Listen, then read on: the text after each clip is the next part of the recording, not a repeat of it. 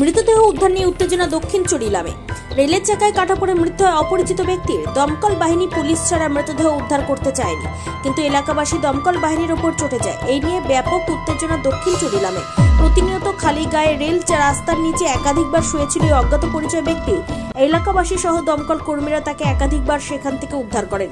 রবিবারে শেষ রক্ষা হলো না তার। খালি গায়ে আগরতলা সাবরুমগামী রেলের নিচে শুয়ে পড়ে।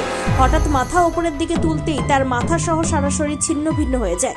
মৃতদেহ উদ্ধার করে নিয়ে যাওয়া হয় বিশ্রামগঞ্জ প্রাথমিক স্বাস্থ্য কেন্দ্রে।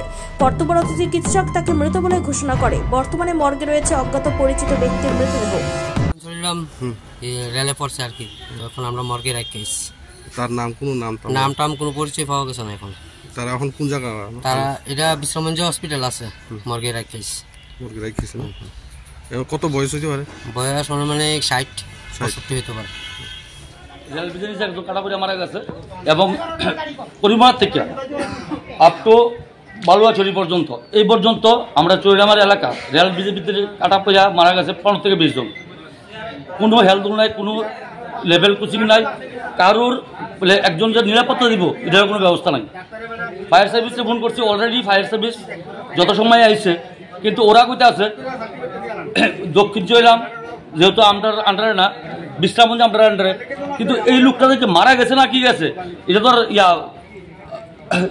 ফায়ার সার্ভিস তারা কই যাতো না। তাহলে করতে বসে তারা ডেড বডিটা নন নিলে ডাক্তার কইব এটা কি মারা গেছে না জীবিত আছে।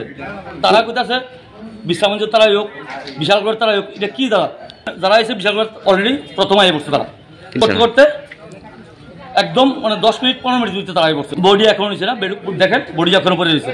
আমরা বক্তব্য ইয়াটা লেভেল ক্রসিং দো বডিটা নিয়ে যাও। আমরা এই এলাকারই পরিবার থেকে দক্ষিণ জেলার মধ্যে যে ওভারব্রিজ আছে ওভারব্রিজটা নিচ্ছে, এটা তো বুঝাতাম না। আমরা ধর নেদারল্যান্ড যেটা আগরতলা থেকে যেটা সাবরুম যা এখন